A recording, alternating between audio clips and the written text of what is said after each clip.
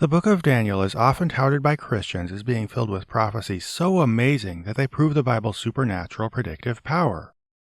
But few people seem to know the details of what it says, as Daniel is so cryptic, boring, and poorly structured that a lot of people don't even bother reading it, and its prophecies often just kind of float there as these nebulous things people make vague allusions to. So I thought it would be interesting to take a look at one of the more popular prophecies, in which Daniel supposedly predicts the course of Western civilization through a vision of a statue. Asking ourselves as we go, is it really that prophetic? Or is it all just the vague Nostradamus/fortune-teller stuff skeptics would expect? Obviously the second, come on, but stick around to learn more.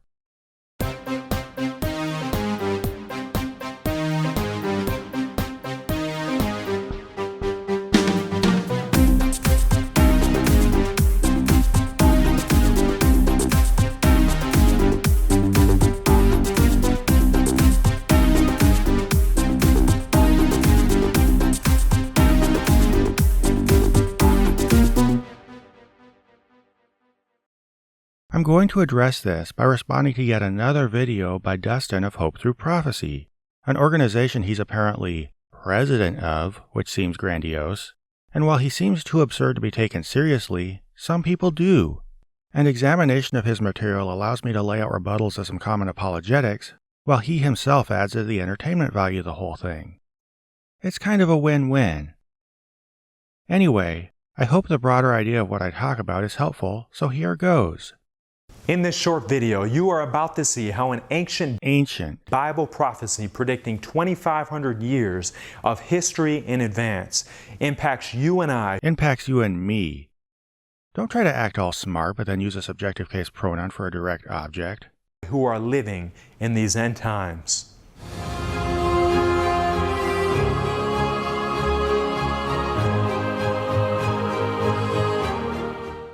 Hi everyone, I'm Dustin.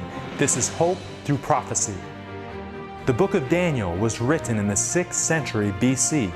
Skeptics have tried to discredit this book by placing the date of its writing at a later time, but archaeological evidence such as the dating of the Dead Sea Scrolls help show that Daniel was indeed written during the time the Bible claims.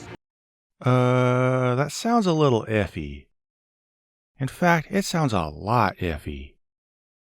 First off, Dustin gives no indication of why we should believe this. He just kind of blurts out the assertion and moves on. Second, you should be extremely suspicious of anybody who characterizes the academic consensus on a topic as an attempt by critics to discredit the Bible, as if that's what scholars do with their time rather than, their job. And this is an important point, because if Daniel was written in the 6th century BCE, then some of what it says appears to be prophetic. But if it was written in the 2nd century BCE, then it was just recording history and presenting it as prophecy.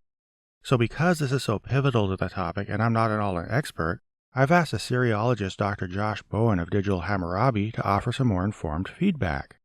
Although the book purports to be written by Daniel in the 6th century and predicts events from the following centuries, the consensus among biblical scholars today is that the book was compiled in the 2nd century BCE. When Daniel reports on events from the time in which he lived, he is often vague and gets several of the sometimes important details wrong. However, when he prophesies about the events that would come during the 3rd and 2nd centuries, these later events are described with much greater detail and accuracy. Finally, the visions of chapters 7 through 12 vary in specificity, but all describe the kingdom of Greece under the rule of the 2nd century figure Antiochus IV Epiphanes, who is eventually conquered by the coming of the kingdom of God.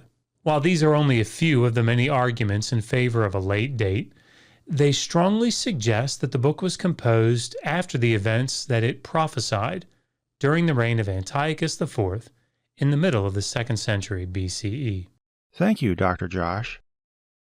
Now, I asked him to keep it short for the sake of time, but if you want to learn more, he's made an entire playlist about this on the Digital Hammurabi channel. This series of 10 to 45-minute videos offers information that's entertaining and easily digestible, yet also specific enough that you'll come away feeling much more informed on the topic. So if you want to see this more conclusively addressed, please go check it out.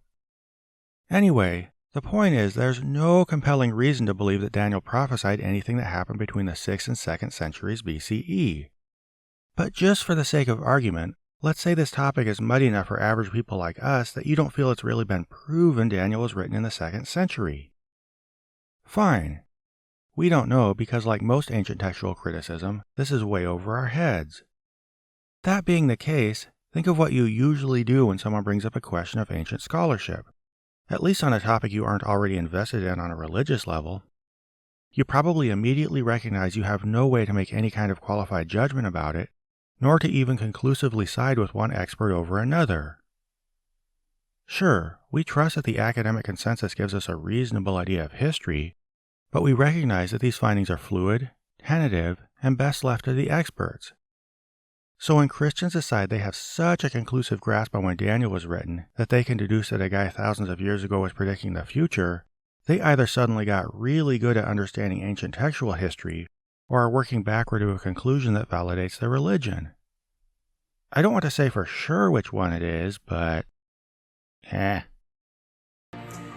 we turn to the 2nd chapter of this apocalyptic book, we find ourselves in the courts of ancient. Well, actually, was his pronunciation all that egregious that time? I don't know. Joke's probably run its course anyway. Babylon. The great king Nebuchadnezzar has invaded Judah and has taken Daniel and his friends captive, with the intention of educating them, those bastards, in the Babylonian system. Oh, I guess that makes it bad? I mean, Babylon was probably a relatively good place to learn stuff back then, but... The chapter begins with the king being troubled by a startling nightmare. He calls for the best and brightest men of his kingdom to reveal to the king both his dream and its interpretation. These pagan men accurately declare to the king that there is not a man upon the earth that can shew the king's matter. There is none other that can shew it before the king except the gods. These men knew that only a divine power could actually reveal the unknown. Or, better yet, the unknown could be explored using rigorous scientific investigation. But that doesn't sound like the kind of thing anybody in this story would say. In his fury, the king then announced that all the wise men of Babylon should be killed. Which was a horrible idea, since then his kingdom only had foolish men. Now who's going to shew your matter, genius? The message soon came to Daniel and his friends, Hebrews who worshiped the God of the Bible. Rather than panic, Daniel calmly requested some time so that he could join his friends in prayer, seeking an understanding of the king's vision. So like any good cold reader, Daniel thought on his feet well enough to buy time so he could go gather his thoughts. Better than just losing your shit in front of the king like the wise men. You know, Bible stories suddenly get way interesting when you read them as embellished tales about mentalists and con men. His prayer is recorded in Daniel 2:20-23. Blessed be the name of God forever and ever, for wisdom and might are his. And he changes the times and the seasons. He removeth kings, he setteth up kings. He giveth wisdom unto the wise, and knowledge to them that know understanding. He revealeth the deep and secret things. He knoweth what is in the darkness, and the light dwelleth with him. Could you imagine being God and having to listen to people spend that much time kissing your ass before they got to the point? I thank thee and praise thee, O thou God of my fathers, who hast given me wisdom and might, and hast made known unto me what we desired of thee, for thou hast now made known unto us the king's matter. God had revealed the king's dream to Daniel. You don't say. Daniel is then quickly whisked into the king's presence. The king eagerly asked Daniel, "Are you able to reveal the dream to me?" Daniel responds with great wisdom. And listen to this. The secret which the king hath demanded cannot the wise men, the astrologers, the magicians, the soothsayers show unto the king. But there is a God in heaven that revealeth secrets, and maketh known to King Nebuchadnezzar what shall be in the latter days. Thy dream and the visions of thy head upon thy bed are these. Here, Daniel is giving all the credit to God. He is also showing the difference between the true God of the Bible and the other false religions which claim to know the truth. Yeah, of course he is, because this is a Bible story. And of course, since this is a Bible story, it will end with him being vindicated by a miracle instead of with everybody shouting back and forth about who has the one true God until communication comes to a logjam or someone gets killed. Oh, wait. The non-believers already got killed. Aren't Bible stories just so awesome and non-barbaric? Daniel now reveals the dream. Thou, O king, sawest, and behold a great image. This great image, whose brightness was excellent, stood before thee, and the form thereof was terrible. I don't think it's that bad. This image's head was of fine gold, his breast and his arms of silver, his belly and his thighs of brass, his legs of iron, his feet part of iron and part of clay. Thou sawest where that stone was cut out without hands, which smote the image upon his feet, that were of iron and of clay, and brake them to pieces. Then was the iron, the clay, the brass, the silver, and the gold broken to pieces together, and the stone that smote the image became a great mountain, and filled the whole earth. At this time, the king is most certainly on the edge of his seat, hanging on Daniel's every word. Daniel then confidently proceeds to reveal the meaning of the dream to the king. Thou, O king, art a king of kings, for the God of heaven hath given thee a kingdom, power and strength and glory. Thou art this head of gold. Okay, so apparently it's not just God. Daniel just can't pass up an opportunity to kiss anybody's. Here Daniel clearly identifies King Nebuchadnezzar and his mighty kingdom of Babylon as the head of gold represented in this dream. Gold was a fitting symbol for Babylon, as its wealth and greatness were unrivaled in the ancient world. The Greek historian Herodotus notes that Babylon surpasses in splendor any city in the known world. He goes on to describe the outer walls of Babylon to be 320 feet high, 56 miles long, and 80 feet thick, wide enough to race multiple chariots side by side on top of them. Babylon could also boast of the Hanging Gardens, one of the 7 wonders of the ancient world. Okay, so Babylon was the head of gold because it was a really rich kingdom. Fair enough, I guess. I mean, there were a lot of rich kingdoms, and this is a pretty tenuous connection, but we're not even prophesying at this point, so let's move on. However, much to the king's dismay, his kingdom would not last forever. Daniel 2:39 reads, "And after thee shall arise another kingdom inferior to thee." The history books are clear that sure enough, Babylon would be overtaken. Wow. History vindicated Daniel's prophecy that the kingdom of Babylon wouldn't last forever. Good job, Daniel. The Medo-Persian Empire would become the next great world power. Before Medo-Persia would come to power, the Bible identifies this kingdom by name. Daniel 8:20 specifically states that kings of Media and Persia. Okay, so let's first address a thing that I'm sure jumps right out at all of you, which is how short and uncontextualized this quote is. Seriously. ... the kings of Media and Persia. That's what he gives us. Now you might be guessing that there's a reason Dustin shows us such an absurdly small section of this verse, and that it's not because it identifies Media and Persia as the silver part of the statue. So let's go look and see. Oh, looks like this is a totally different vision, which chapter 8 says Daniel had during the time of a different king, by the way, in which Media and Persia are symbolized by a ram. I mean, yeah, the verse gives the names Media and Persia, but Dustin's being really deceptive here if he's trying to insinuate that these are identified as a silver kingdom.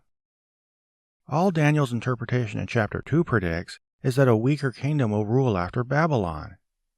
It doesn't prophesy who it will be. The Persian army, led by Cyrus the Great, conquered Babylon in 539 BC. Silver was a fitting metal for this kingdom, as Medo-Persia was inferior to Babylon and used silver as a primary mode of currency. Okay, so it was supposedly inferior. Great. That's so vague and subjective, it's not much of a prophecy. But what about this connection to silver currency? Is that a good indication Daniel was predicting the rise of Persia? Well, no. Silver currency was extremely common, and in fact Babylon, the kingdom Daniel identifies as the head of gold, used barley and silver as primary currencies for much of its history, while Persia itself used gold as well as silver coins.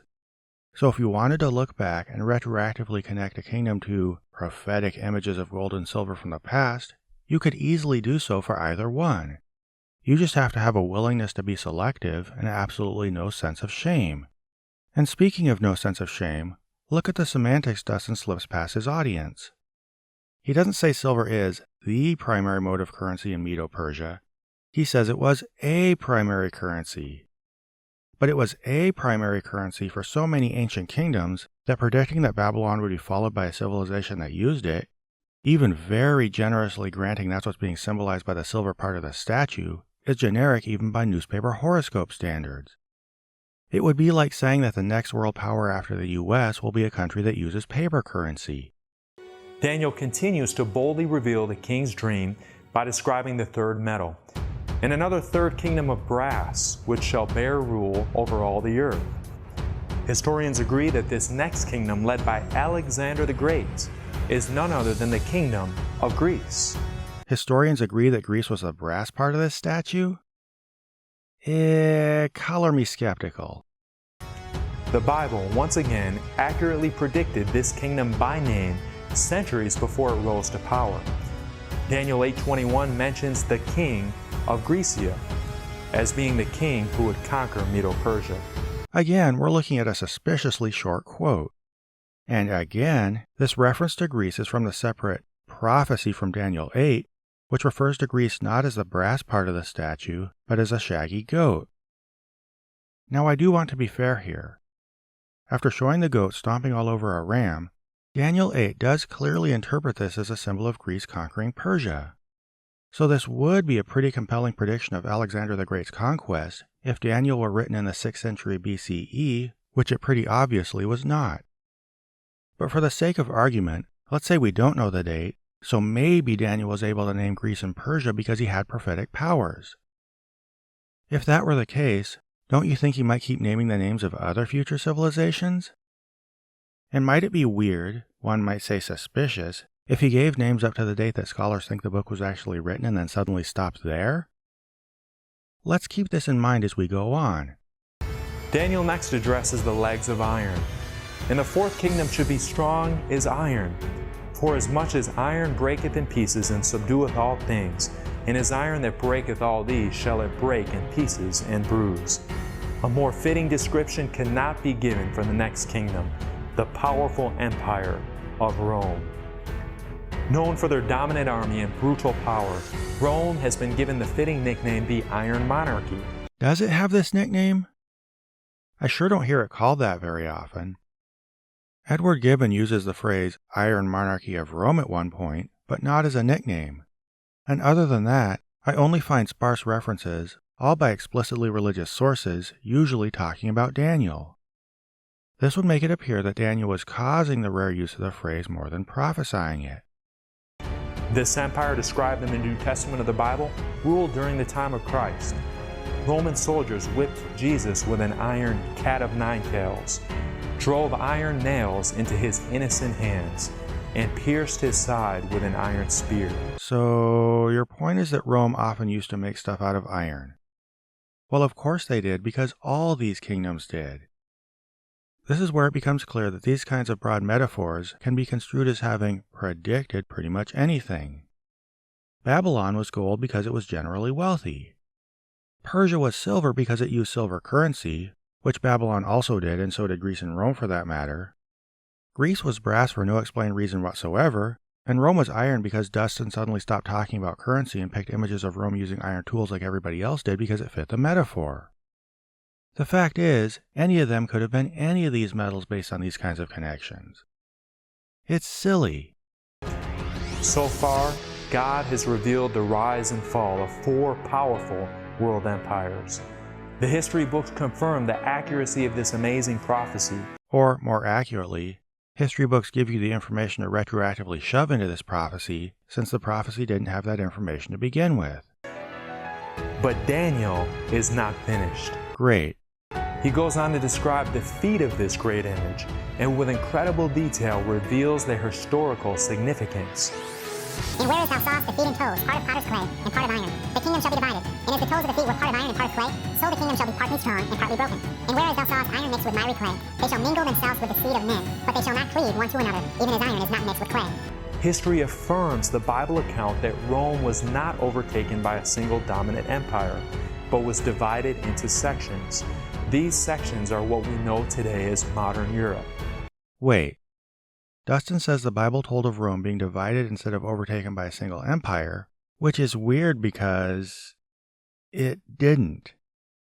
It mentioned a fourth kingdom of iron and says that the feet being a mix of clay and iron symbolizes the fact that it will be a divided kingdom. But no sequence of events is described here, meaning it doesn't say this kingdom starts united and is later split. In fact, one could easily, and most literally I would argue, read this as describing a kingdom that was at once both strong yet divided, with the iron legs and mixed feet describing these paradoxical attributes. Now, this isn't necessarily an inevitable reading, but the point is that no reading is inevitable, because this prophecy is uselessly vague and means practically nothing except in hindsight. In fact, it's so vague that different Christians come up with vastly different interpretations of the symbolism, with the church I grew up in taking the feet of iron and clay to be an end times one world government. It seems like if God wanted both my church and Dustin to understand what he meant, he could have just told us. Yet there's another more obvious reason this isn't an account of Rome, which is that it never, mentions Rome, which is weird. Because remember how I said that whenever Daniel had a vision symbolizing kingdoms between the 6th and 2nd centuries BCE, he was really good at going back afterward and telling you the names of the kingdoms he was talking about? I mean, the weird story about goats and rams seems extraneous, but at least he eventually got around to a teaspoon of actual information, right? So why didn't Daniel do that here? If this is really an account of Rome, why is there nowhere in Daniel that says anything like, "And the legs of iron represent an empire called Rome that will unite all the lands around the Mediterranean," and then maybe say that it will fracture due to a combination of various pressures, leading to a land called Europe being ruled by separate nations such as England, France, Germany, Spain, and Italy that are never united? Wouldn't that be pretty amazing? It would be totally doable if Daniel were actually a prophet, and would be perfectly in line with the way he named Persia and Greece. What's more, God's prophetic power would remain obvious, regardless of whether some hypothetical conspiracy of skeptics tried fudging the date a few centuries. Yet somehow, strangely, his ability to name things comes to an abrupt halt after the time that scholars think the book was compiled. Weird, isn't it? Amazingly, Daniel reveals that these nations would not cleave one to another. That is, they would never unite into one dominant kingdom. Incredibly, history reveals that even this very detailed part of the prophecy is accurate. The Bible mentioned that they would mingle themselves with the seed of men. This intermarriage of royalty was widespread. Intermarriage of royalty has been common to some extent throughout a lot of history, so this isn't much of a prophecy.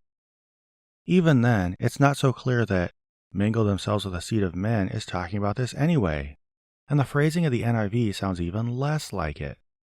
But, as the Bible predicted, these nations would not cleave. Charlemagne tried to unite Europe and failed. Napoleon tried to unite Europe and failed.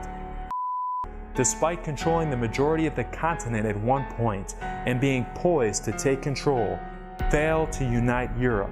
You know, these would have been a lot of interesting things for Daniel to have brought up if he were actually a prophet. Europe has never and will never be united into one empire. The Bible's predictions have always come to pass and will never fail. This prophecy of Daniel has revealed 2,500 years of Earth's history with striking, pinpoint accuracy. But friends, there is still one part of the prophecy that is yet to be fulfilled. But we can be certain, we can have no doubts, that it will come to pass just as surely as the rest of this prophecy. Speaking of the days of modern Europe in which we live today, Daniel exclaims, "In the days of these kings shall the God of heaven set up a kingdom which shall never be destroyed, and the kingdom shall not be left to other people, but it shall break in pieces and consume all these kingdoms, and it shall stand forever." Daniel clearly states the final event of this groundbreaking prophecy. The God of heaven will set up a kingdom that will never be destroyed. Friends, you can be part of this kingdom. You can live forever in paradise with the God of the universe. Yeah. I think we all get the idea of where this goes from here. At this point, we've seen Daniel's statue prophecy in all its glory, and there's really nothing compelling there at all. It's just run-of-the-mill cryptic fortune-telling nonsense that has to be assigned meaning after the fact and was written after many of the events it prophesies. But in closing, I want to take a moment to just review the basics of this story so we can appreciate how fundamentally absurd it is down to its core before you even get to questions of prophecy. Think about it. God, for some reason, wants the king of Babylon to understand the history of the kingdoms that will come after him. I have no idea why he would, but fine. So how does he convey this information? Rather than, I don't know, telling the king what he means, he just gives him a dream about a statue made out of different metals, the idea being that another person will eventually show up and decode what never had to be cryptic in the first place. Now, not only is this an obtuse way to communicate, but the whole plan hinges on the king not just rolling over, falling back asleep, and forgetting the specific dream. Luckily, the king does remember it and asks his wise men for an interpretation, as one does in situations like this. But God doesn't pass the message on to them, which not only blocks the king from knowing what God wants him to know, but results in the poor wise men being executed. Daniel, of course, will end up carrying God's message to the king, being the hero of the story and all, but of course he has to plead with God for the message that God wanted him to deliver in the first place. This is extremely convoluted and dramatic behavior on God's part. Now, could it have happened? Maybe? But it seems much more likely that people in ancient times just didn't understand what dreams were, so they sometimes freaked out and asked each other what they meant, and this is just an exaggerated fairy tale about that. And the fact that anybody even considers this might be an actual literal account of a real intelligent God interacting with real intelligent people just shows what fundamentalism can do to people's heads. So not only is Daniel not prophetic, it's silly.